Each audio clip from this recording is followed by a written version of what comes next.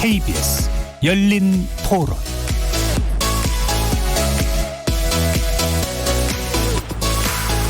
안녕하십니까. KBS 열린 토론 정준희입니다. 실질적으로 세금을 많이 받은 사람이 혜택을 못 받고 또 뭐 종부세 낸다고 안 주면은 뭐 어떻게, 그리고 그 기준이라는 게 딱 선을 그릴 수가 없으니까 지급 방법도 현금이 제일 좋죠. 지역 경제 활성화를 위해서는 또 그 상품권도 뭐. 저는 이제 자영업자 사업자로 신고가 돼 있어서 건보료는 어쨌든 작년 소득으로 올해 기준을 해가지고 나온 거라 작년하고 올해가 많이 틀리니까 당장의 효과를 보려면 최근 소득이 가장 중요한 거잖아요. 그렇게 하는 게 맞다라고는 보는데 행정 편의상으로 이미 나와 있는 자료를 활용하겠다라는 뜻이 좀 더 많은 것 같긴 해서 사실 다소 좀 불만이긴 해요. 실재산을 따져가지고 두 사람 주고 해야 되는데 나 근데 이거 주고선도 그 이상 세금을 떼가는데 그게 더 겁나요. 재난지원금은 어디서든 사용하든 간에 동일한 건데 너무 지역적으로 제한을 해두다 보니 불편한 것 같아요. 세금 많이 내는 사람은 하나도 혜택을 못 받는다고 하면 조금 불공평하다고 생각할 수도 있어서 어차피 줄 거면 전 국민한테 골고루 들어갔으면 좋겠어요. 그냥 빠른 시간 내에 이 돈이 소비되게 하는 게 목적이면 골고루 빨리 줘서 빨리 같이 소비하는 걸로.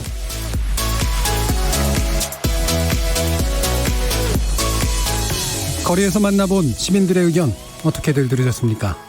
오늘 토론 주제는 바로 코로나19가 쏘아올린 전국민 긴급 재난지원금 문제 어떻게 생각하십니까?입니다. 코로나19의 세계적 대유행으로 물자와 사람의 이동이 줄고 그에 따라 소비와 생산이 위축되면서 경제적 충격이 점점 깊어지고 있습니다. 세계 각국이 코로나19라는 감염병 재난에 대응해서 재정을 쏟아붓고 있는 가운데 우리 정부도 급격한 생활고에 시달리는 시민들을 위해 우선 소득 하위 70% 가구를 대상으로 긴급재난지원금 지급을 결정했는데요.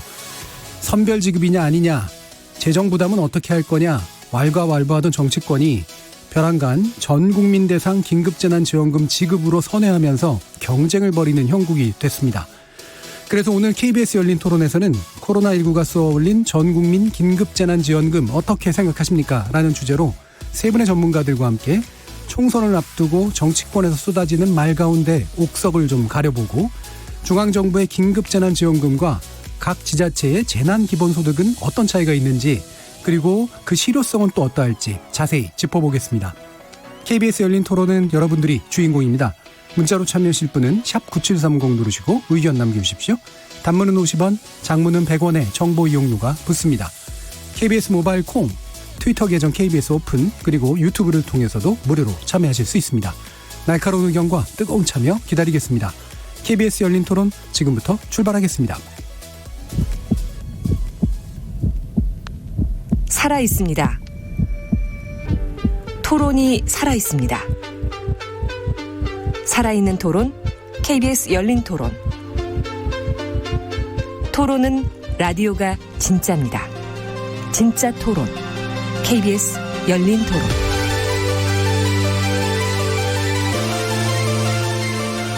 오늘 함께 하실 분들 소개하겠습니다. 단국대 경제학과 김태기 교수 나오셨습니다. 네, 안녕하세요. 그리고 경북대 경제통상학부 최한수 교수 나오셨습니다. 예, 안녕하세요. 자, 그리고 민간정책연구소 랩 2050의 윤형중 정책팀장 나오셨습니다. 네, 안녕하세요. 자, 이렇게 세 분과 함께 재난기본소득 그리고 긴급재난지원금 문제 살펴볼 텐데요. 먼저 몇 가지 헷갈리는 그런 개념들을 좀 간단히 정리를 해보고 구체적인 쟁점으로 이제 들어가는 게 좋을 것 같습니다. 일단은 우리 정부가 지원하기로 한 긴급재난지원금이라고 하는 게 어떤 성격으로 지금 추진되고 있는 것인지 일단 이해를 해야 될 것 같아서요. 김태기 교수님께 설명을 좀 부탁드릴게요. 예. 뭐 간단하게 말씀드리면요. 우리나라 가구 중에서 소득이 낮은 순으로 해가 70%까지. 예, 밑에서부터. 예, 그게 대략 한 1,400만의 가구가 됩니다. 그게 돼 가지고 이제 지원을 하는 거고요. 그럼 4인 기준으로 해가지고 어떤 게 1인 가구도 있을 거 아닙니까? 예. 1인 가구는 40만 원부터 시작해서 60만 원, 80만 원에서 100만 원까지 주는 이렇게 되고요. 근데 단지 이제 문제가 뭐 소득은 낮은데 그럼 뭐 부동산이 많다든지 이런 고액 자산가들 있잖아요. 예. 이런 분들 경우는 이제 컷오프를 하는데 그건 사후적으로 이렇게 정리하는 거로 했고, 그다음에 지급 시기는 가급적 빨리 하는데 이제 5월 달로 이렇게 돼 있는데요. 하나 이제 변수는 아까 사회자께서 말씀하신 대로 지금 이제 분위기가 다 이제 전 국민 대상으로 100% 가자 이런 쪽으로 가고 있지 않습니까? 근데 그 부분은 아직 뭐 이 정부가 발표하고 결정난 건 아니고요. 근데 기본적으로 이제 여야가 이제 그런 쪽에 있는데 문제는 이제 어저께 여당의 이제 원내대표가 뭐 후보가 당선이 되게 되면 100% 준다든지 이런 식으로 돼 있어 가지고 사실은 이 부분은 나중에 재원 문제 가지고 둘러싸서 여야가 좀 이견이 있거든요. 어떻게 재원을 조달할 거냐. 이런 문제가 예를 들어 부딪히게 되면 그거는 그때 가서 봐야 될 것 같고 일단 지금 정부가 발표한 70% 그거는 좀 확실하다 이렇게 보입니다. 네. 아까 그 배제되는 30%는 사후적으로 결정한다라는 표현을 쓰셨는데 그 사후적이라는 건 어떤 의미신가요? 그러니까 쉽게 말해가지고 소득은 받았는데 이 사람이 굉장히 재산이 많은 사람이에요. 소득은 작은데요. 그러니까 특히 이제 이 소득 기준이라는 게 이제 우리가 의료보험 기준으로 연계가 되어 있거든요. 그러다 보니까 사실은 이 자산 부분은 정확하게 파악이 안 됩니다. 근데 사실 그 문제가 있잖아요. 그냥 뭐 굉장히 부자인데 단지 월 들어오는 돈만 작은 거죠. 근데 그 문제 어떻게 할 거냐 문제인데 거기에 대해 가지고는 컷오프 하자. 그분들은 대상에서 빼자. 이게 지금 정부 아닙니다. 알겠습니다. 그러면 이제 그 전에 발표됐던 이제 고용유지지원금이라든가 이런 식의 정책들이 있었잖아요. 이거하고 물론 뭐 대부분 구별은 하실 것 같긴 합니다만 성격상의 어떤 차이가 이렇게 있다고. 됩니다. 쉽게 말해가지고 고용유지지원금 받는다 그래가지고 이거 못 받는 게 아니고요. 그러니까 쉽게 말해 고용유지지원금 유지지원금도 받으시고 별개 정책으로. 예, 그렇습니다. 그다음에 재난에 이제 이름 말 들어가지고 지원금이니까 그럼 재난에 관련된 부분으로. 이렇게 돼 있는 거죠. 그래서 그거는 혹시라도 이제 나 이거 받는데 이거 못 받는 거 아닙니까? 그건 아닙니다. 가구 소득 기준으로 이제 70%. 그렇습니다. 가구 소득이라는 게 중요합니다. 그리고 지원금의 규모도 또한 1인 가구냐 2인 가구냐는 가구 구성원의 숫자. 그렇습니다. 이거로 이제 나눠준다. 40부터 시작해가지고 40, 60, 80, 100으로 올라갑니다. 자, 이렇게 이제 긴급재난지원금이 이제 어쨌든 결정이 됐고 국무회를 이제 통과하고 나중에 이제 또 별개 논의를 거쳐서 구체적인 것들이 결정될 것 같은데 지금 이건 윤영중 팀장님께 여쭤봐야 될 것 같은데 지난번에도 나오시면서 이제 재난 기본 소득과의 연결성 문제 뭐 뒤에서 더 자세히 살펴보겠습니다만 이게 이제 용어들이 막 계속 이제 난무하면서 좀 헷갈리는 측면들이 좀 있잖아요. 일단 좀 구별 좀 해주시죠.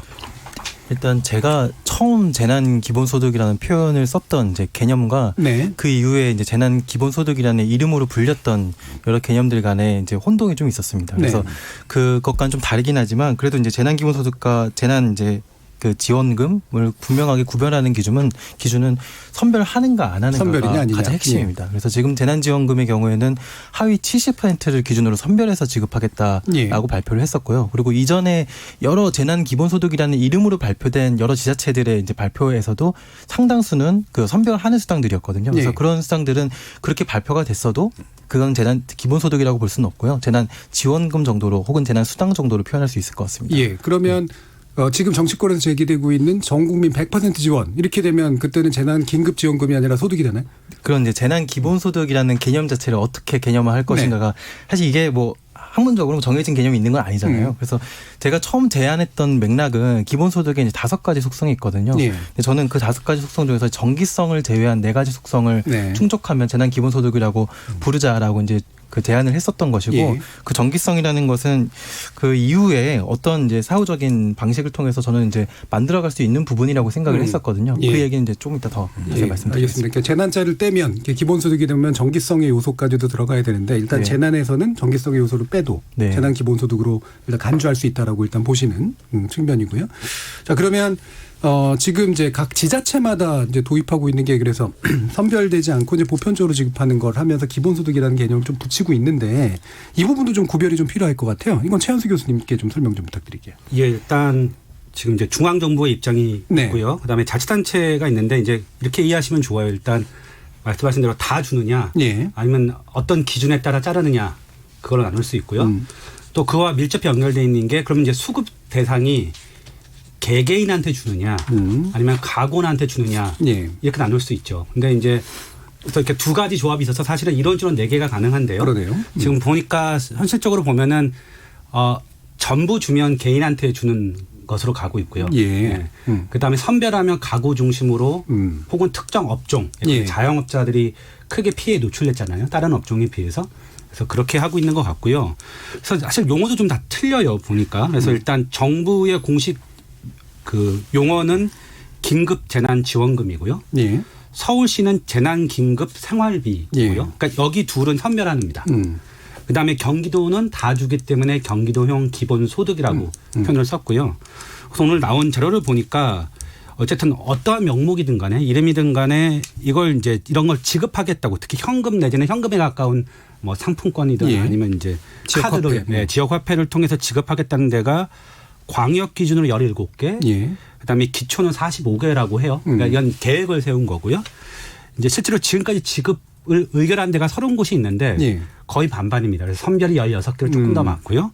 예, 보편은 14개 이렇게 된다고 합니다. 예. 그러면 이 부분은 지금 이제 중복 수령이 가능하냐 아니냐 이런 거 가지고 또 한참 또 헷갈려들 하잖아요. 근데 이거는 뭐 자치단체별로 조금씩 다른데요. 일단 예. 서울시 예를 들면 서울시는 기존의 어떤 명목이든 간에 정부의 지원을 받고 있으면 예컨대 이제 기초생활 수급자에서 이제 우리로 치면 이제 가장 빈곤층이 예. 받는 생계급여가 있는데 생계급여가 받는 사람은 사실은 이제 제일 저소득층이라 빼요. 네. 왜냐하면 정부로 돈을 받고 있기 때문에. 그리고 실업수당 받고 있는 사람도 또 못 받고요. 그런데 또 역설적으로 기존에 실업수당을 못 받는 직종이 있어요. 근데 프리랜서. 이 사람들은 자영업자. 또 이런 사람은 선별해 줘요. 그러니까 이제 서울시는 어떤 개념이냐면 일종의 사회보험의 보완책이에요. 근데 실업급여를 받아야 되는데 이 사람들은 실업급여 내는 정부 지원을 받아야 되는데 현재 사회안전망으로부터 못 받고 있는 사람들이 있지 않습니까? 네. 그런 사람들을 선별해서 주는 식으로 이제 서울시의 하고 있고요. 경우. 예, 서울시는 그렇고 이제 경기도는 정말 다 주는 거죠. 예. 외국인 빼고 예, 세금 내고 있는 외국인 빼고. 예. 그래서 이렇게 지자체에서는 이렇게 뭐 전부 정리해 주신 내용을 보면은 기본소득 보편적 기본소득으로 가는 경우와 그 다음에 이제 선별적인 어떤 수당이라든가 지원금으로 가는 경우로 대충 대별이 되는 그런 형태인 것 같긴 합니다. 조금 더 말씀드리면 경남은 보니까 김경수 처음에 전. 김경수는 그 마치 기본소득처럼 얘기하셨는데 네.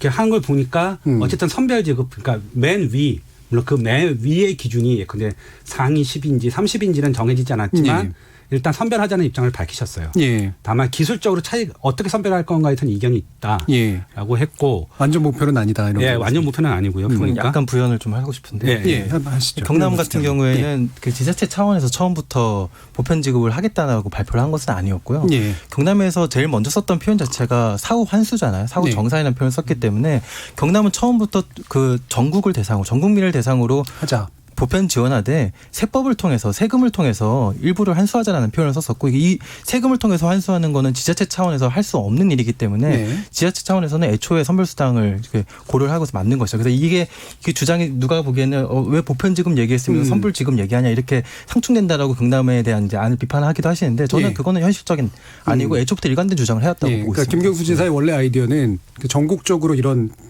재난 기본소득 개념으로 주자. 네, 중앙정부에 제안을 했던 것이죠. 그렇게 해서 이제 나중에 세금으로 환수하자인데 지자체는 이제 선별 지원을 할 수 있는 아이디어까지 포함하고 있었다는 거죠. 예. 그리고 서울은 딱 중위소득. 중위소득 기준이고요. 했고요. 그다음에 경기도는 정말 다 주는 거고 지금 정부는 이제 가구 소득 기준으로 상위 30을 제외하는 거죠. 그렇게 조금씩 다 다릅니다. 선별 기준이. 자, 그러면 이렇게 어느 정도 개념과 이런 게 이제 좀 정리가 좀 됐을 텐데 물론 이제 실제로 또 이제 들어가면은 또 헷갈려 하시는 것들은 굉장히 많겠습니다만 그건 나중에 좀 더 다뤄보도록 하고요. 좀 근본적인 문제부터 이제 좀 한번 짚어보죠. 우리 윤영주 팀장님께서 이제 재난 기본소득에 관련된 일종의 저작권을 지난번에 주장을 하셨는데 농담이고요. 예, 저작권까지는 아니고 기본적으로 처음 이제 제안했던 인물이시잖아요. 그랬을 때 어떤 관점에서 얘기를 해주셨는지 좀 간단히 소개를 해주시죠. 네.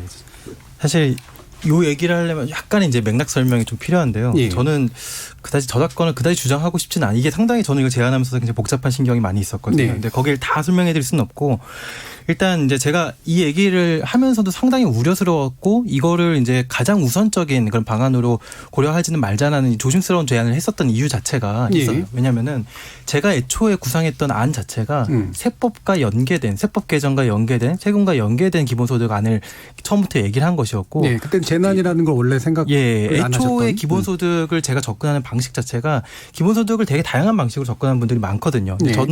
저도 이제 완전한 기본소득주의자는 좀 아닌 것 같고 기본소득을 통해서 불평등을 좀 개선하고 네. 그리고 그 복지와 세금 체계를 좀 더 효율화하려는 차원에서 기본소득을 접근하는 편인데 근데 이제 제가 말씀드린 그 안이 되려면 국회에서 세법 개정이 이루어져야 되잖아요. 네. 근데 이 재난의 상황에 국회가 그 정부의 그런 이제 지향대로 국민들이 원하는 대로 이렇게 움직여지지 않을 가능성이 상당히 높잖아요. 예. 그렇기 때문에 이 세법 개정이라는 것을 제가 할 수 있을 거란 것을 염두에 두고 주장하기는 굉장히 좀 어려웠습니다. 그래서 저도 처음부터 상당히 느슨한 수준의 선별수당을 지지를 했고 그리고 이 재난기본소득이라는 것을 배타적인 방안으로 고려하지 말자라고 말씀을 드렸었던 건데 이 느슨한 선별이라는 거는 여기 계신 이제 최한수 교수님도 말씀을 좀 여러 번 하셨던 안인데요. 이런 주장을 하는 이유는 제가 보기에는 한 두 가지인 것 같아요. 예. 네, 하나는 이제 신속성인데요. 이 선별을 엄격하게 하려면 굉장히 시간이 많이 들거든요. 그래서 느슨하게 하면서 상당히 빠르게 선별하자라는 차원이고요. 또 두 번째는 지금의 선별이 완벽하지가 않아요. 어떻게 선별을 해도 완벽하게 피해자를 특정해서 지원하기 굉장히 어렵거든요. 특히 이 코로나의 상황의 피해자라는 건 기존의 어려운 사람들과 굉장히 다르기 때문에 그 어려운 사람을 특정하기 어렵기 때문에 이왕이면 포괄적으로 지원하는 체계로 나가자라고 이제 말씀을 저도 드렸었는데 이 논의를 좀 지켜보면서 저도 좀 생각이 바뀌었고 오히려 제가 원래 가졌던 생각이 조금 더 확신이 되기 시작했어요. 여기에 대한 이제 말씀을 좀 짧게만 말씀을 드리면은 본격적으로 이제 논의의 구조가 본편 지급과 선별 환수에 대한 얘기로 이제 넘어가고 있잖아요. 네. 여기에 대한 사실 제가 기대치 못했던 부분인데 애초에 이제 말씀드린 기본소득의 여러 장점 중에 하나가 상당한 부분의 행정 부분에 있어서 비용과 노동을 상당히 줄일 수 있다는 것이에요. 그래서 지금 긴급재난지원금을 두고도 일선 이제 주민센터 공무원분들이 어떤 어려움을 겪을지에 대한 얘기들이 상당히 많이 나오고 있거든요.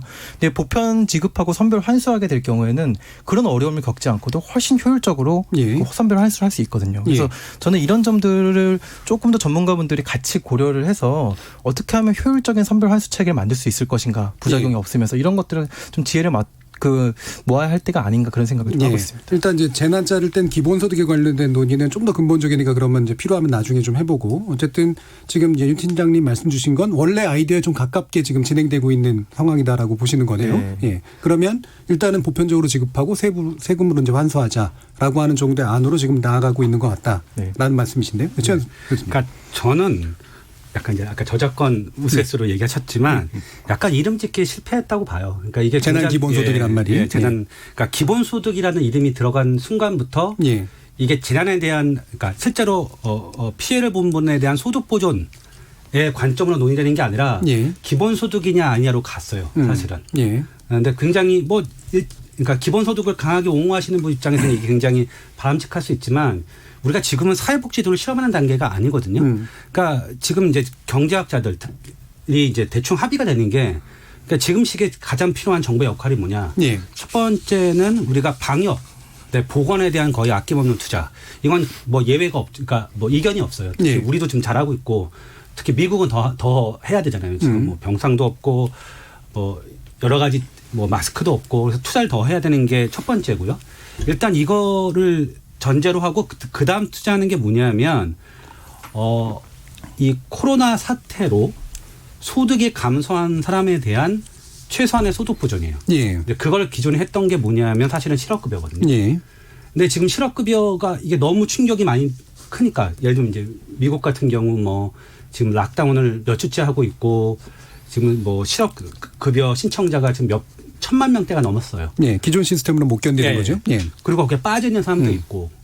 그러니까 사회 안전망에 특히 실업급여에 대한 보완책으로서 얘기했다면 그러니까 우리 사회는 그러면 어떻게 할 거냐.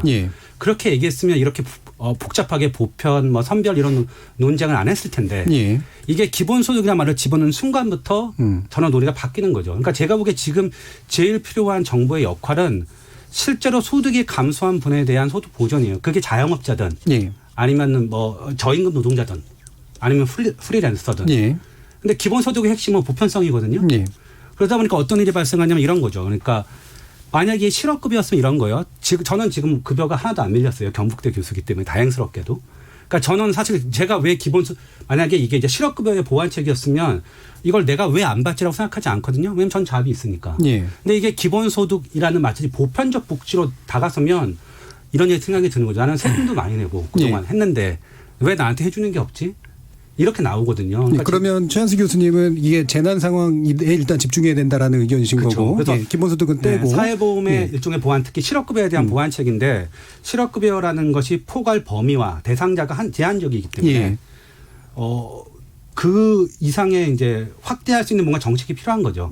그게 지금 얘기하는 바로 긴급재난지원금이죠. 예. 그러면 두 가지 질문이 이제 나서는데 좀 이따 또 김태희 교수님께도 여쭙겠습니다만 한 가지는 그러면 최한수 교수님은 재난 상황에도 보편성, 그러니까 선별성이라고 하는 것들은 반드시 포함돼야 된다라고 보시는 일단 입장이신 건가요? 그렇죠. 예. 그리고 두 번째는 이 이제 소득을 보전한다라는 그런 말씀이신데 우리가 또 흔히 헷갈리는 게 이제 소비를 또 진작한다라는 개념까지 막 들어와 버렸잖아요. 일단 그것도 제거해야 된다라는 생각이신 거죠. 물론이죠. 일단 뭐 그 자세히 이따 말씀드리겠습니다만. 물론 정치인들은 이제 하나의 정책을 얘기할 때 소비도 늘리면 좋고 그다음에 소득 보전도 하면 좋다고 얘기할 수 있지만 우리가 이제 정책 실행 단계에서 정책 목표는 분명해야 돼요. 왜냐하면 지금 우리가 사회적 거리두기 하고 있잖아요. 근데 소비를 장려하는 건 사실 앞뒤가 안 맞죠. 지금으로서는. 지금은 안 맞죠. 그러니까 그리고 사실은 경기 부양 목적이라면 현금 지급 외에 다른 방식도 가능해요. 정부가 물품을 구매하는 것도 가능하고요. 근데 지금은 개인한테 현금을 얼마씩 주는가의 문제로 간다면 저는 한번 일단 뭐 이제 이걸 이걸 강조하시는 분들의 의견을 한번 듣고 오고 싶은데 지금 필요한 게 정말 이게 경기 부양 목적으로 이 재난 기본소득을 하자는 거냐? 그건 이제 뭐 좀 듣고 싶어요. 그러면 이제 최한수 교수님 이제 어쨌든 의견은 좀 요약됐습니다. 그래서 재난 시기에 시급하게 기존의 사회 안전망 보장의 범위를 좀 벗어나는 분들까지 포함해서 좀 소득 보전의 목적으로 집중해야 된다라는 그런 의지잖아요. 김태희 교수님. 사실은 이 코로나라고 하는 재난이 말이죠. 우리 아픈 문제도 있지만 코로나에 대한 불안은 사실은 실업에 대한 불안입니다. 내 일자리 없어지는 거 아니야? 그러니까 첫 번째가 그게 오는 거고요. 그다음 두 번째는 저 사람 계속 일을 하고 그래도 돈 잘 버는데 아직. 근데 나는 아예 벌이가 없어. 그러니까 사실은 두 가지 지금 문제가 걸려 있는 겁니다. 어떻게 보면 코로나보다 더 아픈 게 일자리 없는 병이고요. 그다음 두 번째가 사회 전체로 불평등이 이제 벌어지는 문제인데 결국은 이것 때문에 사실은 지금 뭐 긴급 지원금이 나오고 사실 그 지원금 자체가 위로금 성격이 강해요. 다른 나라도 마찬가지죠. 실제 보전이 또 그렇습니다. 그리고 대부분의 나라가 지금 어떤 문제가 걸리냐면 고용 불안이 굉장히 만연돼 있습니다. 그러다 보니까 이제 전체적으로 다 주는 이런 방향으로 가는데. 근데 문제는 이제 우리가 기본소득이라고 했을 때 그 기본소득과는 전혀 개념이 다른 거죠. 그러니까 기본소득은 이제 말 그대로 뭐 정기적으로 주고 그다음에 소득 보전해가지고 일정하게 주는 거거든요. 지금 이제 그런 차원은 아니고 말 그대로 지금 이 코로나로 인한 예를 들어 가지고 대량 실업 문제 등등에 대한 어떻게 본다라면 이 생활 안정적인 성격, 위로적인 성격 이런 게 강하기 때문에 이건 사실은 뭐 기본소득 이야기로 가서는 안 될 것 같고요. 오히려 제가 볼 때는 요번에 이 이야기를 좀 끌어내는데 아까 윤 팀장님이 이제 좋은 아이디어를 내셨는데 저는 만일 제가 윤 팀장님 의견이었다면 이렇게 했을 것 같아요. 두 분 다 지금 공통적인 게 뭐냐는다 그러면 두 분 다 걱정하는 게 하나가 실업이고 하나는 불평등 이야기를 하시거든요. 그럼 당연히 이 문제는 뭐냐 그러면 우리나라가 지금 이 실업급여 시스템 그 우리 고용보험 시스템이라고 하고입니다. 그런데 이 우리나라 고용보험 시스템 말이죠. 적어도 우리가 도입할 때는 고용이 안정이 됐어요. 뭐 비정규직 문제도 별로 없었습니다. 그다음 실업률이 되게 낮고요. 사실은 굉장히 안정적인 시스템을 짰는데 나중에 짜고 나서 보니까 막 비정규직 막 늘고 불평등 확대되고 그다음 실제로요. 고용보험 시스템에 가입돼 있는 근로자들을 봤더니 비정규직 경우는 한 40%밖에 가입 안 돼 있는 거예요.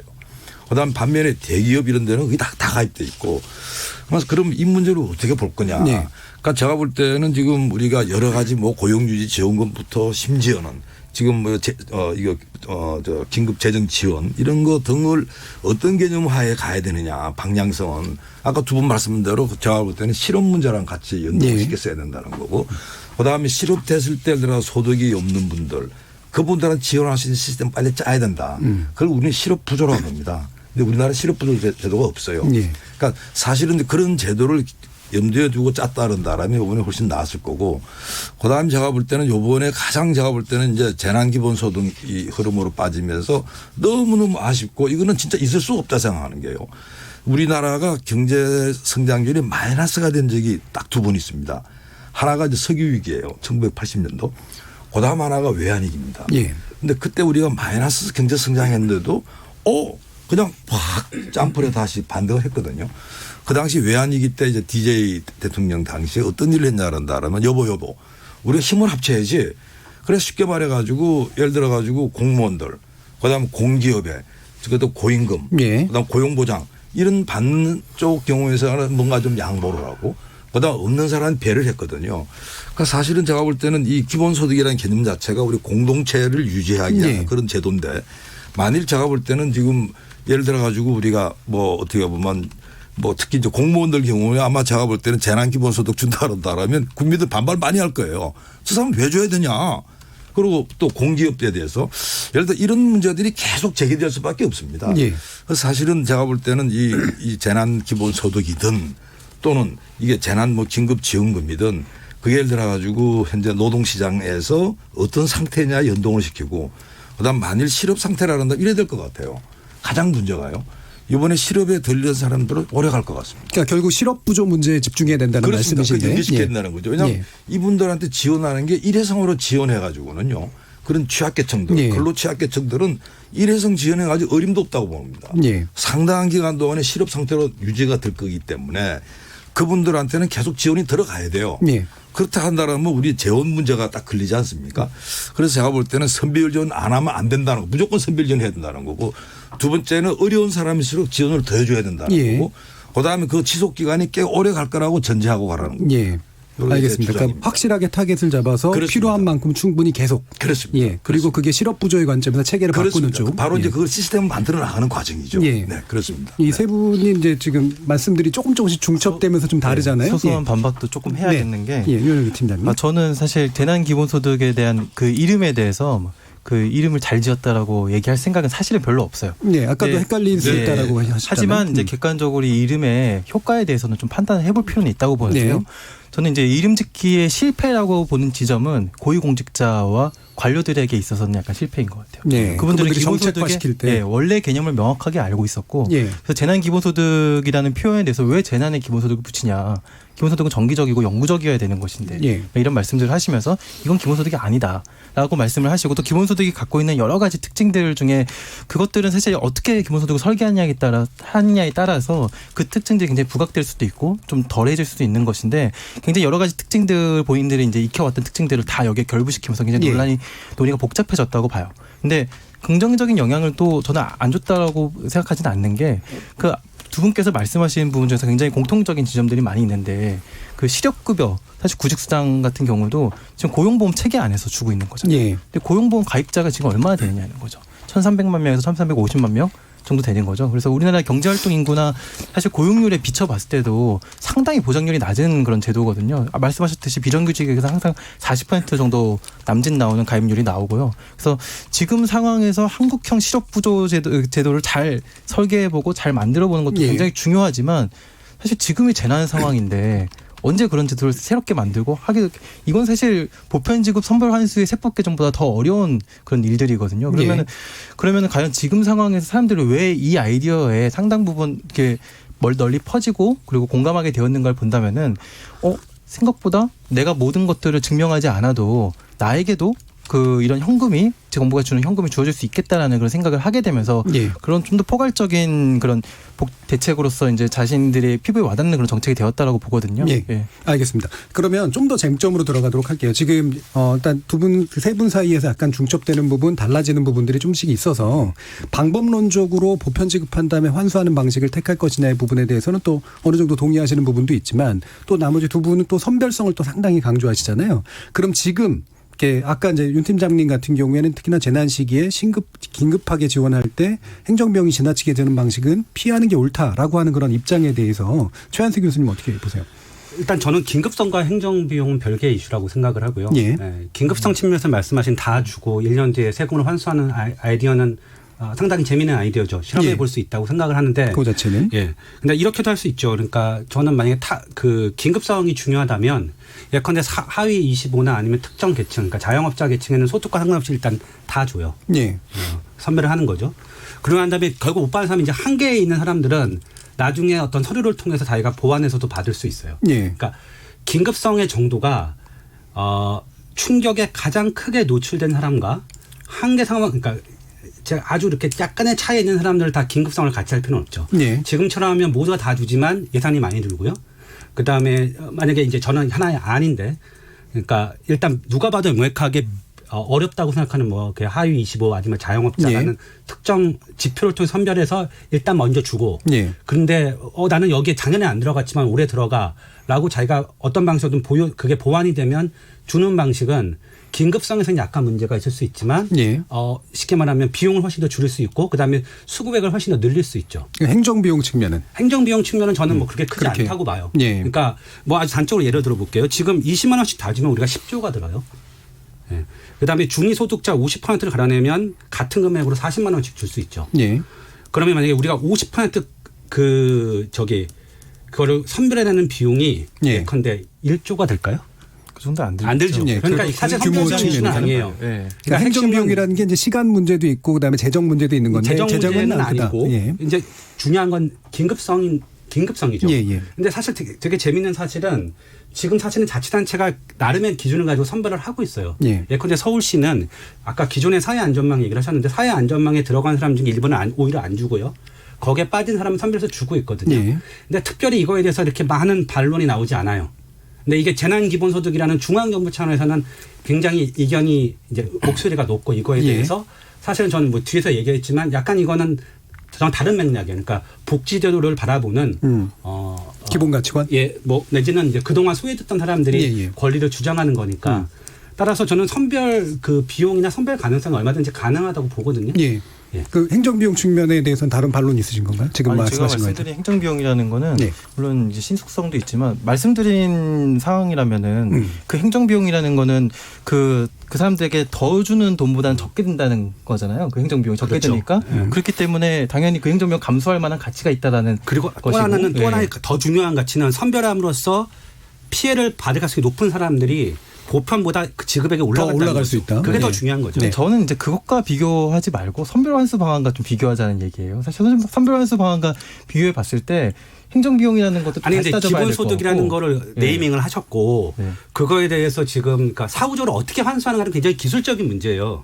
그러니까 아까 이제 최현수 교수님도 이제 윤 팀장님이 제안하셨던 거는 괜찮은 아이디어인 것 같다. 한번 생각해 볼 수 있다라고 하셨잖아요. 하지만 사실 또 막상 들어가 보면 굉장히 많은 테크니컬한 문제가 복잡할 수 있다. 그 문제는 분명히 발생하는데 그리고 행정비용이라는 거는 그 지금 행정비용이라고 굉장히 이제 이 표현 자체가 여러 가지 의미들 다 포괄하고 있는데요. 방금 말씀하신 신속성 측면에서 이제 신속한 부분도 분명히 있지만 일선 공무원들이 이 일을 해야 되는 노동의 양의 측면도 있단 말이죠. 근데 거기까지 다 고려하고 말씀하신 방금 전에는 자영업자들에 대한 말씀을 좀 하셨었는데 조금 전에 말씀하신 게 25%를 나중에 환수한다는 아니요. 그 뜻이 아니라 예컨대 우리가 신속성이라는 게 중요하다면 이번 코로나 바이러스로 해서 그러니까 이 노출에 크게 노출되었을 소득으로도 자를 수 있고 지역으로도 자를 수 있고 그러니까 일단 잘라서 계층으로 거기를 먼저 하고 원래 자기가 거기에 들어간다고 생각하는 사람인데 만약에 포함이 안 됐다면 나중에 지원을 하는 식으로 할 수 있다. 그러니까 그 한계 있는 사람들은 좀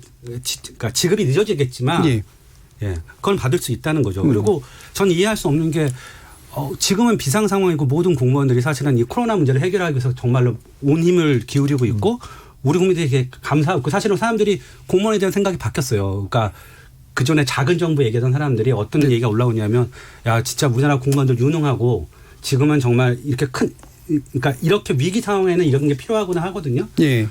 지금은 사실은 공무원이 정말 선별에 그러니까 더 많이 줄 수 있다면 자신의 역량을 발휘해서 선별하는데 시간과 노력을 들여야죠. 그러려고 우리가 공무원 조직이 존재하는 거예요. 지금 현재 재난 시기에 공무원들이 쓰여지는 어떤 일들 하중이 이 부분까지 더해진다고 해도 큰 문제는 없다라고 보시는 건가요? 저는 뭐 생각해요. 간단하게 먼저 반론 듣고 김태희 교수님 의견 드릴게요. 공무원들 분들만 힘든 게 아니고요. 신청하는 사람도 힘들어요. 지금 소상공인 대출을 받기 위해서 정책 자금을 받기 위해서 해야 하는 일은요. 소상공인 진흥재단에 가서 소상공인 확인증을 받아야 돼요. 그 확인증을 받아야지만 그 정책 금리로 제출을 받을 수 있거든요. 근데 그 서류 미비 사항으로 또 한 번 하루 허탕치고 갔다가 다시 또 가는 경우도 허다해요. 이 자영업자가 나중에 보완할 수 있다라고 방식을 말씀하시는데 공무원분들만 고생하는 게 아니라 신청하는 분도 똑같이 이 어려움들 다 안고 있는 점이라는 어렵다고들 하시더라고요. 말씀드리고 싶습니다. 김태희 교수님. 아까 우리가 이제 뭐 행정비용, 예. 뭐 긴급성 이야기했는데요. 뭐 둘 다 굉장히 중요한 문제 같은데 사실은 아까 두 분 이야기를 했지만 제가 볼 때는 이 문제는 결국은 이 세금 문제랑 직결되는 문제입니다. 예. 근데 사실 요번에 이제 하다 보니까 이게 복지로 가니까 의료보험으로 갖다 붙은 거예요. 네. 사실은 제가 볼 때 국세청에 갔어야 됩니다. 소득자료? 그렇습니다. 네. 소득자를 가지고 있어요. 네. 그리고 또 근로자들 경우가 뭐 소득 신고한 사람들 또 안 한다 하더라도 기본적으로 사업주가 다 신고를 해야 되기 때문에 아마 우리나라가 다른 나라에 비해서 굉장히 장점 중에 하나가 이 국세청의 이런 이 소득 자료는 잘 돼 있습니다. 예. 특히 지난 몇 년 사이에 굉장히 이거를 어떻게 보면 뭐 이렇게 전산화라고 표현하는데 예. 굉장히 DB를 잘 만들어 놨고요. 그래서 사실은 우리가 돈을 좀 더 주고 나중에 뭔가를 들어가지고 했을 때는 우리 이렇게 하죠. 세금 정산이라고 그러죠. 예. 연말 정산하듯이. 제가 볼 때 그런 식으로 해가지고 이거는 기본적으로 국세청 자료를 토대로 해가 주면 아까 우리가 처음 들을 때 어떤 분이 그 이야기를 했습니다. 의료보험 그걸 했는데 2018년 기준으로 하니까 지금 나는 지금 네. 잘 안 맞는다 그러는데 가장 업데이트한 거는 결국 국세청 자료거든요. 네. 그리고 사실은 이 문제에 있어 가지고는 세금과 그리고 앞으로 이제 재정과 복지를 엮는 부분들은 단연코 국세청이었다는 거. 그래서 제가 볼 때는 행정비용을 줄이고 그다음 긴급성을 확보하는 데 있어 가지고 왜 국세청이 빠졌지? 왜 의료보험이 들어오지? 의료보험은 아직도 여전히 지금 우리가 네. 소득 기준에 대한 논란들이 많고 이렇거든요. 네. 그 국세청을 통해서 선별을 하면 훨씬 빠르죠. 해결된다. 예. 그리고 또 대부분 우리 연말 정산을 하거든요. 예. 예를 들어 가지고 돈을 어떤 사람들은 세금 좀 더 내야 되고 어떤 사람은 또 환급도 받고 하거든요. 예. 그래서 제가 볼 때는 그런 맥락이라면 거부감이 작았을 거다. 근데 만일 들어 의료보험 이런 쪽으로 가가지고 나중에 한다면 야 이거 진짜 복잡하겠네. 예. 그리고 기준에 대해서 항상 거기에 대해서 컴플레인이 붙는 거고 예. 그 국세청이 제가 볼 때 조금 더 아마 한다면 기본적으로 예를 들어 가지고 이 자기가 은닉 재산부터까지 국세청은 사실은 추적이 가능합니다. 그러니까 우리가 가장 싫어하는 게 그런 거 아니겠어요? 돈 쌓아놓고 그래놓고 소득 없다 하면서 타먹는 거 싫어하지 않습니까? 국세청 자료에 맞게가 업데이트가 잘 되는 건 맞는데 지금 재난 시기에 받는 충격이 바로 그대로 반영이 돼 있나요? 그것도 있고 아니요. 실제로 이제 지사 좀 건강보험자를 쓰는 말씀을 이유는 단 한 드리면요. 때문에 예. 그래요. 그러니까 이제 그러니까 제가 말씀 맞아드리면요. 그래서 막 그 문제입니다. 지금 예. 자산 이제 우리 최 교수 말씀하셨는데 그래서 사실은 제가 볼 때는 그나마 우리가 이 소득 관련 자료 부분은 국세청이 제일 잘 돼 있다는 네. 거고 그다음 그 소득이 근로소득 말고도 다른 예를 들어 가지고 자산소득이나 여러 가지 소득 부분들을 대조하기가 굉장히 쉬워요. 그래서 사실은 국세청 인력들이 예를 들어 가지고 뭐 랜덤이라고 우리가 표현하죠. 네. 그러니까 무작위로 뭐 이렇게라도 하기 때문에 제가 볼 때 거기에 대해 가지고 어떻게 보면 좀 이 부정수급 네. 막는 것도 도움되지 않았을까 네네. 그런 생각을 해봅니다. 이 부분에서 혹시 좀 예, 논의를 조금만 정리를 하면 사실 국세청 자료도 제가 보기에는 이제 좋은 점도 있지만 예. 그 자영업자들의 경우 종합소득세 신고 대상에게는 예. 사실 5월에 신고를 하기 때문에 그렇죠. 1년 여전히 단위니까. 2018년 예. 자료인 거는 마찬가지거든요. 그래서 거기에 있어서는 이제 건보료 자료랑 크게 차이는 없다는 점을 좀 분명히 하고 싶고 건보료 말씀하실 때 이제 최한수 교수님은 방금 전에 이제 자산에 대한 고려 때문에 네. 하신다라고 이렇게 말씀하셨는데 원래 자산에 대한 고려를 더 하려면 쓰는 자료가 소득인정액이라는 자료죠. 그래서 네. 소득인정액이라는 자료가 원래 이제 복지급여를 이제 지급할 때 더 광범위하게 사용되는 그런 자료인데 왜 건보료를 썼냐면 이게 훨씬 더 수월하고 신속하게 할 수 있기 때문이거든요. 그리고 제 자산에 대한 고려도 상당히 불완전하게 건보료의 소득 인정에 예. 반영돼 있지 않나요? 아, 소득 인정액이라는 표현에 소득 네. 플러스 재산의 소득 그렇죠. 환원액이 또 들어가 있습니다. 예, 예. 그래서 소득 인정액이라는 표현 자체가 더 자산을 더 고려하는 그런 이제 예. 인정하는 방식이고요. 건보료를 이게 쓰는 거는 상당히 신속하고 수월하게 할 수 있기 때문에 예. 이번에 그렇게 했거든요. 근데 문제는 한국 사회에서 한 번도 이 전 국민의 50%나 뭐 60%나 이 이상을 대상으로 광범위한 현금 수당을 지급해 본 적이 없었거든요. 예. 그렇기 때문에 상당히 일부 계층에게 썼던 이제 그런 기준들을 광범위한 계층으로 쓰다 보니까 네. 이 경계선상에 있는 사람들에 대한 불만 이런 것들이 이제 우리가 이전에 마주하지 못했던 불만들이고요. 그리고 저는 정말 물어보고 싶은 게 특히 옆에 계신 최한수 교수님께 물어보고 싶은 게 그 예산 제약 하에서 당연히 자원의 효율적인 배분을 고려한다면은 예. 그 선별적인 지급이 낫겠죠. 근데 선별 환수 방안을 한번 고려해 볼 수 있다면은 예. 나머지 30%에게 정말 일괄적으로 환수를 하면은 예를 들어서 50만 원씩 다 지급을 한다면 한 26조 원 들잖아요. 예. 근데 30% 환수하면은 그 말씀하셨듯이 한 20조 내외의 그 20조보다 적은 금액으로 그 정도 선별 지급하는 효과를 똑같이 낼 수 있단 말이죠. 예. 더 들어가는 돈은 한 7, 8조 원 정도의 1년치를 대출해주는 효과 정도밖에 없어요. 근데 이거는 예. 사실상 경기 부양의 효과로 치면은 괜찮은 예. 그런 투자인 셈이거든요. 마지막 예. 질문에 대해서 최현수 교수님 1분 이내로 쫙 듣고 이제 제가 중간에 끊고 가야 되기 때문에요. 예. 일단 경기부양은 그렇게 비교하면 안 되고요. 그러니까 예. 똑같은 돈을 개인한테 줄 거냐 아니면 다른 방식으로 쓸 거냐를 가지고 따져봐야 되기 때문에 돈을 주면 당연히 경기부양 효과가 있지만 더 큰 경기부양 효과가 있다면 가능하고요. 예. 두 번째는 이제 선별해서 이거를 이제 100% 걷는다고 하는데 저는 그건 이제 일종의 체계가 나와야 돼요. 근데 지금 말씀하시는 거는 우리 한계 세율이 있는데 예. 상위 70을 그러면 100을 그 방식은 여러 가지 있어요. 그러니까 지금은 그 부분은 지금 논의하면 그러면 길어질 것 같아요. 일단 끊고 가겠습니다. 지금 여러 가지 말씀드리지는 남았는데 확실히 이제 보편성이냐 선별성이냐의 문제가 여전히 지금 고민되고 있는 부분인 것 같고, 그다음에 긴급지원금이라고 할 때 이 긴급성을 또 어떻게 판단할 것인가라는 문제도 여전히 고민의 문제로 남아 있는 것 같습니다. 전반부 토론 일단 여기서 마무리하고요. 뒤에서 좀 더 구체적인 논의 더 해보도록 하겠습니다. 여러분께서는 KBS 열린 토론과 함께하고 계십니다.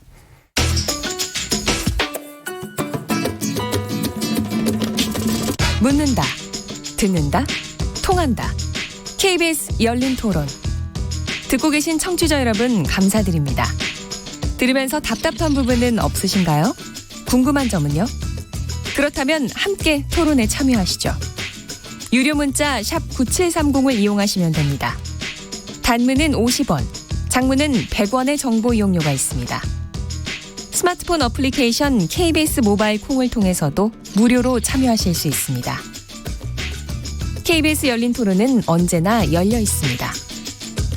듣고 계신 KBS 열린 토론은 매일 밤 1시에 재방송됩니다. 자, 그럼 청취자들이 보내주신 문자 들어보고 가죠. 정의진 문자 캐스터. 네, 코로나19가 쏘아올린 전국민 긴급 재난지원금 어떻게 생각하십니까? 라는 주제로 청취자 여러분이 보내주신 문자 소개해드리겠습니다. 먼저 콩 아이디 5795님. 저는 20년 동안 보험 영업을 하는 사람인데요. 코로나19로 인해 대면 영업을 전혀 못하고 있는데 정부 지원책을 보면 소상공인만을 위한 지원책들 뿐입니다. 저 같은 특수근로자는 어떻게 살라는 건지 답답하네요. 콩 아이디 8469님. 부산에서 개인 택시 일을 하는 청취자입니다. 모친 포함 4인 가족이고 전용 면적 18평에서 어렵게 살고 있는 가운데 매달 지역 의료보험 20만 4천 원씩 납부하고 있습니다. 정부 관계자들께 묻고 싶네요. 직장 의료보험과 지역 의료보험 형평성 맞지도 않는데 의료보험을 기준으로 소득을 평가한다니 이게 옳다고 보시나요? 정말 기가 막힐 노릇입니다.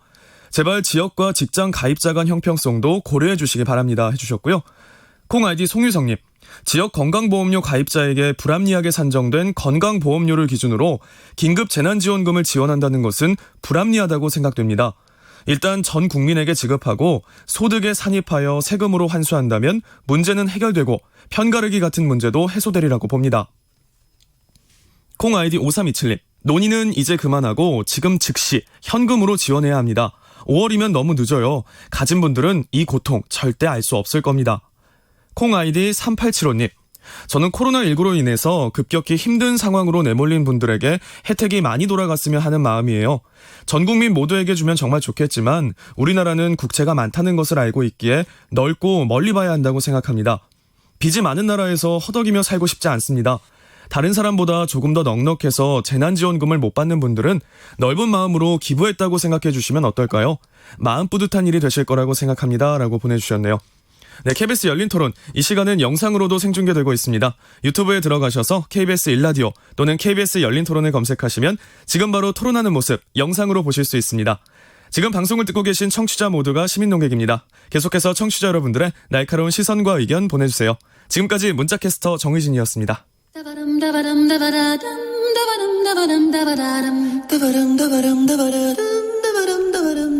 여러분은 지금 청취자와 함께 만들어가는 고품격 시사방송 KBS 열린 토론을 듣고 계십니다.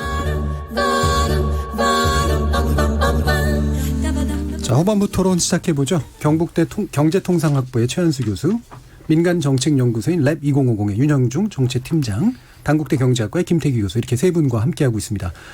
지금 뜨겁게 여러 가지 이야기들이 오고 갔는데 아까 이제 그 문자 메시지 이제 주신 분 중에 좀 이렇게 소득이 좀 높으신 분들은 이번에 안 받는 거를 이제 기부라고 생각하자. 마음이 따뜻해지지 않느냐 이런 말씀 주셨잖아요.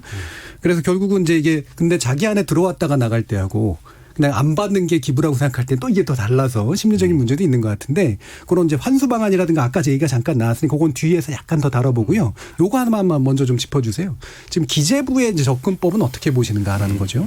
이게 기재부는 아무래도 예산을 좀 되게 타이트하게 활용하는 그 쪽에 기본적인 어떤 뭐 장점도 있는 반면에 한계도 있는 그런 측면들이 있기 때문에 아무래도 계속 기재부가 정부 정책을 좀 적극적으로 나가게 하는 데는 좀 장애가 되고 있는 것도 있고 또 재정 운영의 어떤 효율성 측면이라든가 어떤 건전성 측면에서는 또 기재부의 고민이 이해되는 측면도 있는데 어떻게 보시는지 좀 되겠습니다. 우선 기재부 경우가 특집권에 많이 시달렸을 것 같아요. 네. 다 줘라. 예. 많이 줘라 그랬는데 기재부가 많이 붙은 거 아닌가 생각이 들고요. 근데 제가 볼 때 기재부 고민은 이렇게 요약이 됩니다. 우선은 이 코로나로 인한 경기 침체 상당히 오래 간다. 예. 그리고 또 취약계층들 경우는 어떻게 보면 뭐 실업이 계속 지속이 되고 어떻게 보면 실탄을 우리가 가지고 있어야 된다 이런 생각을 가지고 있는 것 같아요. 예. 그러니까 지금 막 썼다가 지금 사실은 1차 추격밖에 안 됩니다. 지금은 사실은 뭐 예를 들어 가지고 뭐 항공운수 예. 딱 서 있고 그다음에 뭐 관광 뭐 그다음에 뭐 호텔 이런 부분이 서 있는 거지 아직은 제가 볼 때는 다른 전 산업으로 확산이 안 됐거든요. 근데 세계 경제가 내가 완전히 마이너스 성장으로 끊기 하면 우리도 마이너스 성장을 가는 거고 따라서 이런 경우에 제조업이 그렇죠. 조금 더 지나게 되면 금융까지 흔들릴 수 있기 때문에 아마 기재부 입장에서는 아마 그런 시나리오까지 생각했을 거라고 봅니다. 예, 예. 그다음 두 번째는 예를 들어 가지고 이제 최저임금 막 인상해 가지고 고용이 막 흔들렸을 네. 때 일자리 안정자금 했어요. 근데 사실은 기재부 입장에서는 돈을 썼는데 별 효과가 없어. 네. 그러니까 어떻게 본다라면 이른바 소득주도 성장률에 또는 예를 들어 이런 류의 이 재정 가지고 경기 부양을 한다든지 하는 이런 부분의 효과가 굉장히 작다고 하는 걸 기재부는 알고 있는 겁니다. 네. 그게 조금 써서 작은 게 아니라 아니죠. 예, 사실은 않고요. 기재부 예. 입장에서 그리고 사실 제가 볼 때는요. 일자리 예산 자체가 1년에 한 20% 계속 늘었거든요. 예. 전체 예산이 한 9.5% 정도 늘었고 일자리 예산 2배 늘었거든요. 예. 근데 그럼에도 불구하고 뭐 별로 일자리가 효율성의 문제를 얘기하시는 그래서 거예요. 제가 예. 볼 때는 어떻게 보면 기재부 입장에서는 좀 소극적이고 제가 볼 때 이 문제는 청와대도 생각을 같이 하는 것 같아요. 네. 그러니까 청와대 예를 들어 가지고 뭐 정책실장이나 경제수석 입장에서도 이걸 우리가 단번에 그냥 이 여당에서 요구하는 대로 가기에는 여러 가지로 뭐 예를 들어 가지고 지금 금년도가 다르고 내년도가 다르고 내후년도가 다르고 만일 경기 침체가 예. 아주 깊이 오래 가면 어떡할 거냐에 대한 문제를 아마 제가 청와대도 고민한 거 아닌가. 예. 그래서 제가 볼 때는 이번에 70%로 예. 한 부분들은 다 그렇게 보입니다. 예, 김태희 교수님이 그러니까 두 가지 부분을 지적해 주셨는데요. 하나는 장기전을 대비해야 된다라고 하는 거고 또 한 가지는 효율성, 그러니까 재정 투입만큼의 효율성이 있느냐 문제를 고민했다. 그 결과라고 보시는데요. 윤 팀장님은 어떻게 보시죠? 저는 그러니까 김 교수님하고는 좀 시각이 좀 많이 다른데요. 일단 지금 그 2차 추경이 나오고 그리고 이제 70%로 이제 선별하긴 하지만 이런 이제 그 상당히 넓은 범위의 현금 수당이 나오게 된 이런 배경을 살펴보면은 저는 우리 사회의 재난 기본소득 논쟁이 크게 영향을 줬다고 보지는 않아요. 결정적으로 지금의 정부가 이 정도 수준으로 나온 거는 해외의 반응을 보고 나서부터요. 해외 정부들의 반응을 보고 나서부터 분명히 이런 대응들이 나오기 시작한 것이었고 저는 이게 정부 재정 당국의 문제만이 아니라 금통위도 똑같은 문제를 반복했다고 보이거든요. 우리가 먼저 금통위 열었었는데도 금리 동결했지만 그 미국에서는 먼저 금리를 전폭적으로 내리기 시작했고 또 두 번째 내리는 시기에 우리는 처음으로 이제 금리를 내리기 이런 식으로 굉장히 뒤늦은 반응들이 나오기 시작했는데 근데 그게 꼭 우리 재정과 통화 당국의 문제라기보다는 한국 내에서의 코로나에 대한 인식과 전 세계적으로 바라보는 코로나의 인식이 조금 달랐던 것 같아요. 네. 우리는 이제 어느 정도 통제가 좀 돼가는 상황에도 있었고 해외는 그제서야 퍼지는 상황이 있었기 때문에 그렇죠. 거기에 대한 위기인식 자체가 좀 달랐던 것 같고 하지만 그 해외 반응으로 인해서 우리의 이런 새로운 변화들이 시작됐거든요. 저는 크게 두 가지 금기가 재정 그 관료들에게 좀 있지 않았었나라는 생각이 드는 게 하나는 이제 재정 건전성은 어떤 순간에도 지켜야 한다. 그리고 두 번째는 되도록이면 현금성 수당은 나쁘다. 다른 식의 뭐 경기 부양이라면 더 효율성 높은 방식들을 써야 된다라는 것이었는데 저는 사실 지난번에도 여러 번 얘기를 했지만 재정 건전성이라는 거는 사실 위기 시에 써야 되고 또 장기전을 대비한다고 하더라도 그 단기적으로 잘 대응해서 성장률을 상당히 방어하게 되면은 그게 장기적으로도 효과가 있거든요. 그래서 그런 것도 고려를 해야 되고 일단 이게 그러면 효율성 문제는 지금은 경기 부양 문제하고의 직접적인 관련성을 일단 제외해 놓고 생각해야 되니까 그 고려는 안 해도 된다라고 보시는 건가요? 재정 투입의 효율성에 관련된 재정 고민은. 투입의 효율성은 이제 조금 이따 이제 방금 말씀드리려면 이 현금성 수당 자체가 재정 투입의 효율성이 낮다라는 지적들이 있어요. 근데 그게 이제 그 경제학적으로는 이제 정부의 가계에다가 직접 현금을 이제 이전 지출하는 것이 재정 승수가 낮다. 이 재정 승수라는 거는 소비에 얼마만큼 연쇄 효과가 나면서 이제 경제적 부가가치가 어떻게 늘어나는가를 따지는 것인데 이게 여러 가지 정부 지출의 항목들을 보면은 가계에 직접 돈을 주는 경우가 대개는 가장 낮게 나와요. 그것보다는 정부가 직접 쓰거나 기업에 이전 지출을 하거나 이럴 때가 훨씬 높게 나오거든요. 근데 저는 이 논리를 접할 때마다 궁금한 게 있는데 지금의 코로나 위기 상황에서는 경제적으로 가장 효율적인 그런 대책만을 고려할 수는 없어요. 왜냐하면은 가장 효율성 높은 건 사실 SOC 지출 같은 것이거든요. 근데 SOC 지출을 지금 이 상황에 한다고 해도 SOC 지출로 지금 피해자들에게 딱 선별해서 지원할 수 있냐는 거죠. 코로나로 피해를 입은 분들과 SOC 지출을 해서 그 혜택을 받을 분들이 분명히 다른데 정부가 효율적인 그런 정부 재정 지출만을 고려할 수가 없는 상황이고 그렇다면은 좀 여러 가지 믹스를 해야죠. 이게 재정수수 높은 것도 쓰지만 재정수수 좀 낮더라도 재난 대응이 효과적이라면 그것도 같이 믹스를 해서 써야 된다라는 생각을 좀 결국 윤 팀장님은 이제 결국은 재정 정책이나 이런 식의 것들을 고려하면서 현실 결국은 재난 문제에 집중해야 된다라는 거잖아요. 두 가지를 다 고려되는데 재난 대응을 고려한다면은 그 재정 승수가 좀 낮은 대책들도 써야 된다는 입장. 네네. 그 재정 승수 관련해서는 최한수 교수님이 뭐 아티클도 쓰셨던 것 같은데. 뭐 그냥 간단 저도 이거에서 얘기를 얹으면요. 일단은 저도 그러니까 기재부도 사실은 이제 표현에 약간의 혼선이 있는데요. 그러니까 지금 시기에 재정 건전성이라는 표현을 굳이 쓸 필요는 없을 것 같아요. 전 세계 어느 나라의 중앙 정부도 지금 그런 얘기를 하지 않고요. 말씀하신 대로 저도 동의하는 게 지금은 돈을 써야 될 때예요. 하지만 재정 건전성에 집착하지 않는다는 것이 효율성을 고려하지 않는다는 건 아니고요. 그건 다르다. 저는 윤 팀장하고 좀 생각이 다른 게 윤 팀장님하고 아까 말했던 지금 개인한테 주는 거랑 SOC를 비교할 수도 있지만 모두에게 10만 원을 주는 거랑 선별해서 예컨대 40만 원을 주는 걸 비교할 수 있죠. 후자가 더 높다. 저는 당연히 그게 높다고 보고요. 그다음에 약간 이제 기재부를 저도 약간 변호를 한다면 일단 아까 말씀하신 대로 지금 기재부가 왜 이렇게 전격적으로 못 나가냐. 가장 큰 이유는 아까 말씀하신 대로 지금 우리나라를 제외한 다른 나라들의 코로나 대응 방식이 다르죠. 전 세계적으로 이 정도 경제 활동인 나라는 우리나라밖에 없어요. 지금 미국은 실업급여 지난주에 1,600만 명이 신청했거든요. 그리고 락다운하고 있는데 우리는 아니잖아요. 따라서 피해가 보편적이지 않죠. 그리고 또 하나 고민해야 되는 게 지금 우리가 초기 단계예요. 그러니까 저도 만약에 우리가 미국처럼 락다운을 하고 그다음에 전혀 못 막는다면 저도 윤 팀장님 쪽에 손을 들겠어요. 초기 단계라는 표현은 어떤 의미인가요? 그러니까 초기 단계라는 게 뭐냐면은 우리가 그러니까 방역은 성공을 했지만 그 경제 효과가 예컨대 경제 불황이 어떻게 될지 우리나라만 잘한다고 경제 불황이 해결되는 게 아니잖아요. 그러니까 전 세계적으로 이 문제를 언제 해결할지에 대한 경제 불황이 어느 정도 지속되고 얼마나 깊이 떨어질지에서 우리 아무도 예측을 못하고 있어요. 경제 충격이 본격적인 단계는 아니다. 그런 의미에서 초기 단계라는 거죠. 그리고 또 하나는 제가 이 재난 기본소득에 대해서 되게 비판적인 이유 중에 하나가 뭐냐면 사실 정부는 굉장히 많은 일을 지금 하고 있어요. 뭐냐면 아까 말했듯이 재난 기본소득 외에 특히 실업보험을 강화하는 것도 있고요. 그다음에 고용을 전제로 사실은 자영업자도 돈도 주고 있고요. 그다음에 그 외에 자영업자에 대한 금융 지원도 하고 있거든요. 이 모든 것이 코로나 대책의 일종의 패키지 대책이에요. 근데 마치 지금 재난기본소득에 너무 포커스를 맞추다 보니까 이 정책의 성패를 결정짓는 것이 이걸 보편을 줄 것이냐 아니면 선별해서 주는 거냐로 모아지고 그러니까 너무 좁혀지고 있거든요. 긴급재난지원금은 전체에서 상당히 일부다. 일부지요. 왜냐하면 아주 단적으로 저희가 재난지원금을 선별을 한다 할지라도 1인당 뭐 예컨대 2달치 3달치의 생활비 전부를 보장할 수는 없잖아요. 사실 그건 뭘 해주는 거냐면 이제 돈을 빌려주는 거죠. 그래서 지금은 어려운 부도를 막고 고용을 유지하고 좀 경기 같은 데면 그때는 소득을 통해서 갚는 거거든요. 그러니까 이런 패키지가 굉장히 많아요. 그리고 실제 정부는 하고 있고요.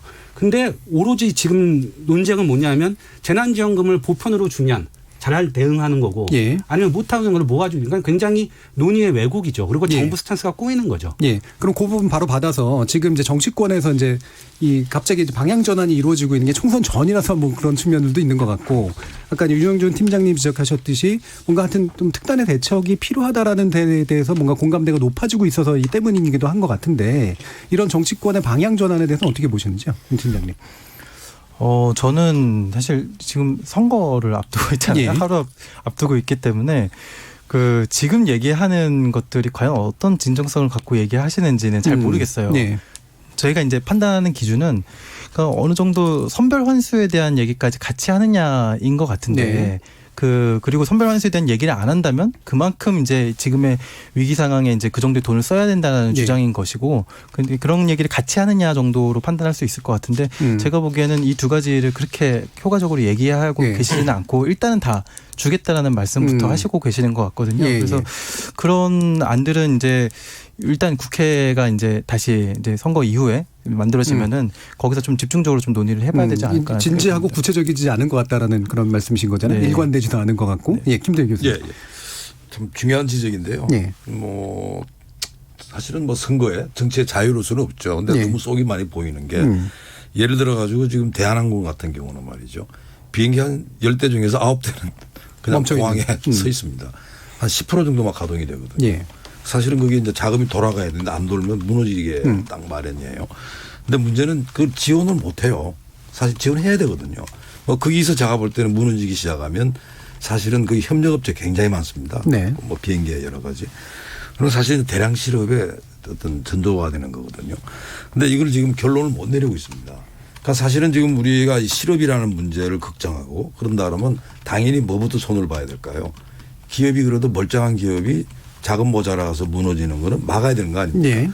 근데 문제는 기업에 대한 지원, 특히 대기업에 대한 지원은 그냥 아예 그냥 모른 체하고 지금 정치권은 이야기를 안 하고. 고용유지 지원 같은 건 되게 일부니까요. 그렇습니다. 사실 그 부분은 뭐 정말 저 정도고요. 근본적인 문제가 이제 회사가 이제 부도가 특히 이 문제들이 이제 해외 금융 은행들이나 막 연결돼 있기 때문에 뭐 국내가 일도 다 한다 그러면 어떻게 해보겠지만 해외에 있는 이런 뭐 투자 기관들이나 뭐 은행들은 뭐 칼이죠. 그래서 사실은 어떻게 보면 지금 정치권이 정말 진정으로 이 우리가 코로나라고 하는 재난 그리고 실업 재난 그다음 경제 재난을 의식에 따른다라면 당연히 예를 들어 기업에 대해 개인에 대해 가지고 우리가 재난에 대한 어떤 뭐 지원금을 주듯이 이 기업에 대해서도 그런 재난 지원금을 줘가지고 정말 살릴 기업은 살려야 된다. 근데 이게 제가 볼 때는 좀 선거 때문에 막혀 있는 것 같아요. 그러니까 선거 빨리 끝나가지고 진짜로 어떻게 본다라면 일자리가 안 무너지게 하는 이런 일이 필요하다 보고 그저 나오는 거는 지금 뭐 소상공인 뭐 이렇게 자영업 나오거든요. 물론 그거 되게 중요합니다. 중요한데 문제는 우리가 뚝이라고 하는 게요. 한번 무너져 놓으면 나중에 도저히 막을 수가 없습니다. 어느 구멍에 뚫릴지 모르기 때문에 그래서 일단 이 선거 끝난 이후에는 빨리 착수해야 될 부분들이 기업이 적어도 멀쩡한 기업이 망해서는 안 된다. 대통령도 말씀하셨잖아요. 그러니까 거기에 대해서 어떻게 보면 특단의 대책을 내놔야지 사실은 우리가 이 고비를 넘어가지 않을까 이런 생각이 듭니다. 그러니까 단기적인 아니고 진지하지 않아서도 문제지만 큰 규모의 그림을 그리지 못한 아니어서도 문제라고 보시는 거예요. 정치권에서 그걸 못 내는 것 같아요. 하나만 더 붙이면은 사실 지금의 상황에서 단기적 유동성의 문제 때문에 쓰러지는 기업이 있어서는 안 되겠죠. 근데 물론 정부가 아무 일도 안 하고 있지는 않고 예를 들어 두산건설 같은 기업에 굉장히 긴급한 자금 지원을 하고 있는 경우처럼 굉장히 이제 기업에 대한 지원을 안 하고 있는 건 아닌데 물론 이제 더 단기적 유동성의 문제라면 더 해야겠죠. 근데 저는 하나 조건을 좀 달고 싶은 게 있는데 이제 우리가 2008년도 그 글로벌 금융위기 때도 여러 이제 교훈들이 있었잖아요. 당시 양적 완화를 해서 상당히 많은 부실채권을 인수를 해가지고 결국 살려준 게 거대 은행들과 기업들이었단 말이죠. 근데 사실 그 이제 생기를 불어 넣어준 효과가 과연 어디에까지 미쳤느냐라는 걸 우리가 면밀하게 파악해 볼 필요가 있는데 그거를 이제 각 경제 주체들에게 고스란히 어느 정도 영향을 이제 주게 하려면은 정부가 약간 조건을 달아야 될 것 같아요. 이제 자금 지원을 하더라도 고용을 어느 정도 유지하라든지 이제 고통에 대한 분담은 어느 정도 분담을 해야 되는 것이기 때문에 그냥 막연히 살리는 것만이 아니라 조건을 어느 정도 좀 달아야 되지 않을까. 이견은 없어요. 조건 없이 해주라는 그런 뜻은 아니고 단지 지금 이제 문제는 우리가 대기업을 지원하면 마치 무슨 특혜 주는 거로 이렇게 뭐 인식이 돼 있다. 부정적인 인식이 있죠. 예, 그런 게 있는데 그걸 극복해내지 못하면 사실은 어렵다는 이런 뜻입니다. 예, 최현수 교수님. 일단은 뭐 좀 하면 제가 보기엔 이제 두산보다도 더 필요한 건 이제 항공이나 여행의 업계에 대한 지원 같은 건 뭐 당연히 이제 해야 되고요. 근데 이제 제가 보기에 그러니까 이제 이런 생각이 들어요. 왜 사람들이 이렇게 이제 재난 기본소득에 대해서 이렇게 열광하고 우리가 이렇게 모여서 토론하고 있냐. 수많은 정책 중에 제가 두 가지 통계를 하나 보여드릴게요.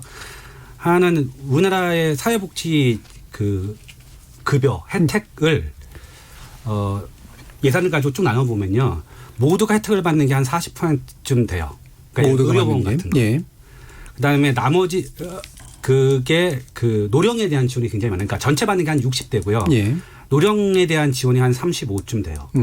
우리 같이 일하고 있는 사람들 이런 사람에 대한 지원은 5%밖에 안 돼요. 그러니까 선별 지원으로서. 그렇죠. 받아본 적이 없는 거죠. 그렇죠. 그러니까. 원래 그렇죠. 그다음에 더군다나 아까 말씀드린 현금과 현물 지원 비중이요.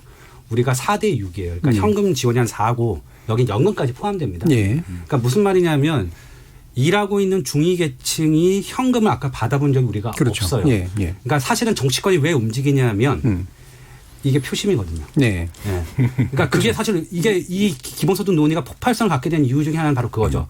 선거 시기에 그동안 복지에서 소외되어 왔던 특히 현금 수당에서 아동 수당을 제외하고 그 사람들의 표심을 움직인 거예요. 그러니까 갑자기 스탠스를 바꾼 거죠. 그러니까 야당도 바꾸고 여당도 바꾸고. 근데 선거 끝나고 나면 어떻게 될지 사실 또 모르는 거죠. 저도 잘 모른다고 봐요.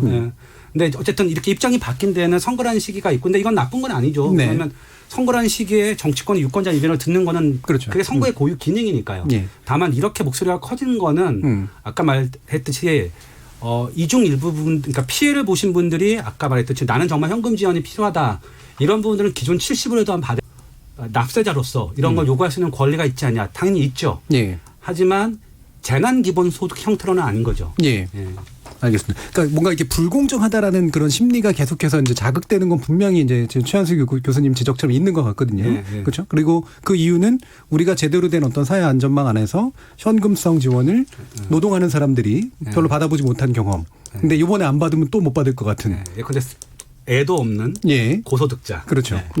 자, 그럼 이 부분에 대해서, 그러니까 지금 이제 정치권의 번안이라든가 이런 게 아까 이제 윤 팀장님이 말씀하셨던 그래도 기본소득에 관련된 뭔가 어떤 감각 이런 것들을 일깨운 부분이 있지 않느냐라는 지적을 해주셨는데 지금 최한수 교수님 같은 경우는 그게 정말 그렇지 않은 것 같다라는 그런 얘기시잖아요. 어떻게 보세요? 저는 그래도 이 상당히 많은 그런 효과가 좀 저는 있었다고 보는 게 제가 이제 생각하는 기본소득의 성패는 중산층의 심리예요. 중산층. 사실 중산층 대부분 중산층들의 심리가 방금 말씀하셨듯이 우리는 납세자로서 상당한 역할들을 하고 있는데 한 번도 이런 복지 혜택을 받아본 적은 없다라는 것이잖아요.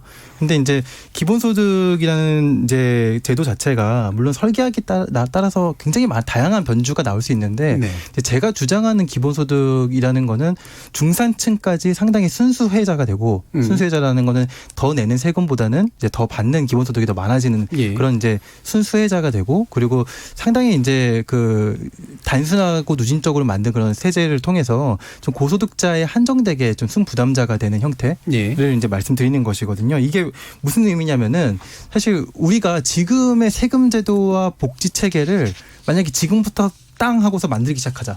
지금의 사회제도에 딱 적합한 체제로 만들기 시작하자라고 한다면은 저는 지금의 세금 제도와 지금의 복지 체제가 유지될 거라고 보이지가 않아요. 그래서 이 재분배 체계를 지금 우리 사회에 맞게 딱 만들려면은 사실 우리 사회가 지금 어떤지를 잘 진단을 해야 되는데 그걸 저는 그 지금 상황을 진단하자면 지금보다는 조금 더 세금을 더 내고 조금 더 포괄적으로 이제 안전망을 깔아주는 형태의 이제 그런 조세 수급 체계가 돼야 된다고 생각을 하고 있거든요. 근데 거기에 대해서 사람들이 조금 더 인식을 하려면은 내가 이런 사회복지 지출을 느는 거에 나도 찬성할 수 있는가? 찬성할 수 있으려면 자기도 한번은 경험을 해봐야 돼요. 이것의 효용에 대해서 한번 경험을 해봐야 되거든요. 그래서 이런 것들을 한 번씩 고려해보고 또 선별 환수라는 방안들도 있구나. 우리가 항상 복지 급여만 생각할 게 아니라 세금도 고려해볼 필요가 있구나라는 것을 한번 인식하게 된 계기가 아니었을까라고 생각을 해요. 김태기 교수님.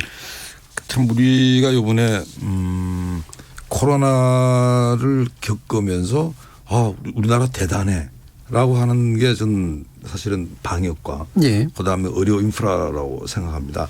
근데 사실은 그 의료 인프라 중에 있어가지고 가장 중요했던 게 이제 의료보험 부분이 예. 제대로 작동하고 있었다는 거거든요. 다른 나라는 아마 제가 깜짝 놀랐을 겁니다. 네.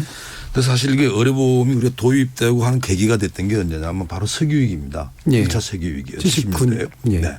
근데 사실 지금 이번에 이 문제가 닥치는 건 대량 실업이죠. 예. 지난번에 외환위기 때도 이런 논의가 있었어요. 그러니까 어떻게 보면 우리가 실업이라고 하는 문제에 예. 대해 가지고 마치 의료라고 하는 건 몸이 아픈 거 아닙니까? 그다음에 일자리가 자기가 없고 일자리가 없어서 아픈 이 문제 어떻게 해결할 거냐에 대해서 예. 아직 우리 못했어요. 그리고 사실은 지금 현재 이 고용보험 시스템이라고 하는 게 어떻게 보면 기득권자들이 짜놓은 망입니다. 예. 그러니까 대기업 중심이죠. 그다음에 정규직 중심이죠. 그러니까 어떻게 보면 이게 중소기업 특히 영세 그리고 비정규직 이런 쪽은 사실 소외되어 있거든요. 그럼 교수님이 지적하시는 그 실업부조 체계의 강화가 기본소득 개념과는 일치하진 않은 같이 간다고 보시는 그러니까 사실은 예. 이제 용어를 이제 기본소득이라는 용어가 사실은 뭐 굉장히 어떻게 본다라면 사람 설득력이 있는 건데 네. 그러나 우리가 끊임없이 생각하는 거는 뭐냐란다 하면 예를 들어 실업으로 내가 소득을 잃었을 때 소득 이런 거에 대해 가지고 내가 최소 생활할 수 있도록 뒷받침해 줘야 되는 거 아니야. 예. 그러니까 이런 부분들이 바로 이제 우리가 아까 말씀을 드린 그 실업 부조란다든지 예. 이런 시스템이거든요. 예. 그리고 그 실업 부조 시스템이라고 하는 말 그대로 세금을 투입해 가지고 도와주는 겁니다. 근데 거기는 당연히 뭐가 걸려있냐란다 하면 그러니까 기본소득은 일하고 안 하고 상관없이 주는 거고 여기 가장 중요한 부분은 일은 하는데 또 일할 의사가 있는데 네. 내가 소득이 모자라. 그건 채워주라는 겁니다. 네. 그러니까 어떻게 본다라면 이제 그런 면에 있어 가지고 그 차이가 있죠. 지금. 그렇습니다. 예. 맥은 같이 하는데 가장 중요한 부분은 기본적으로 이 일이라고 하는 걸 매개로 해 가지고 취업한 사람은 어떻게 보면 굉장히 저임금 근로자들은 조금 더 도와주고요. 예. 그다음 실업이 있는 사람들은 만일 고용보험 시스템에 가입되어 있는 사람은 고용보험에서 타 가져가면 되는 거고 그게 아닌 사람들에 대해 가지고는 정부가 보조를 해주는. 예. 그러니까 이런 식을 들어 가지고 우리가 시스템을 짜야 된다는 생각이 드는 게 아까 제가 말씀 70년대 우리가 그 당시에 들어 가지고 의료보험 한다 그랬을 때 그 당시 이야기를 들어보게 되면 뭐 박정희 대통령 한다 그러고 관료들은 그거 안 된다 그러고 예. 뭐 그렇게 했다 그래요. 근데 지금도 똑같은 문제라 생각합니다. 예. 이 문제에 있어 가지고는 우리가 이제는 한 번은 이제 이 어차피 4차 산업혁명도 오고 예. 여러 가지 지금 대량 실업의 걱정들이 많기 때문에 어떻게 보면 좀 이런 이 예. 뭐 실업 내지는 고용 또는 소득 안정에 대한 시스템을 지금 만들어야 되고 예. 제가 볼 때는 그때도 의료보험 시스템 도입할 때요. 아주 그 당시 단순하게 도입했습니다. 예, 거기까지 끊겠습니다. 왜냐하면 이제 시간이 좀 부족하기 때문에 실업 부조의 관점을 늘려서 대신 다 연결시켜야 예, 노동 의지가 있는 사람들을 위주로 이제 그렇습니다. 그 부분을 잘 짜야 연결시키자는 된다라는 거죠. 말씀이시고요. 네. 최한수 교수님 마지막 발언 들어야 될 것 같아요. 그러니까 저는 이제 그러니까 사실은 기본소득이 확대되는 것 자체에 관심이 있는 건 아니고요. 예. 그러니까 지금 시기에 우리가 필요한 게 코로나 이 위기가 충격이 있을 때 기본소득을 확대하는 게 정책 목표나 이런 건 아니잖아요. 네. 정말 피해본 사람들한테 최소한의 사회 안전망이 그러니까 최소한 플러스 어느 정도의 살 수 있는 걸 해주는 방식이 어떤 건가를 고민해 보는데요. 저는 기존의 사회 안전망을 조금 확대하고 강화하는 방향으로도 해결할 수 있는 방법이 있다고 봐요. 예. 우린 그 정도의 능력이 있다고 보는데 기본소득이라는 그러니까 전 세계 어느 나라도 실험해 본 적이 없는 거를 굳이 지금 시기에 예. 정말 비상 시기에 들어와서 실험하는 식으로 이야기하는 게 맞는가에 대한 의문이 있어요. 갑자기 점프가 있다라는 네. 말씀이신 거죠. 예, 마지막으로 윤 팀장님. 제가 이제 고용보험 가입을 한 10년 넘게 했는데 직장 한 3-4번 옮겨봤지만 한 번도 예. 이제 구직수당, 실업수당을 받아본 적이 없습니다. 그게 왜냐면은 제가 자발적 실업을 택했기 때문이었죠. 예.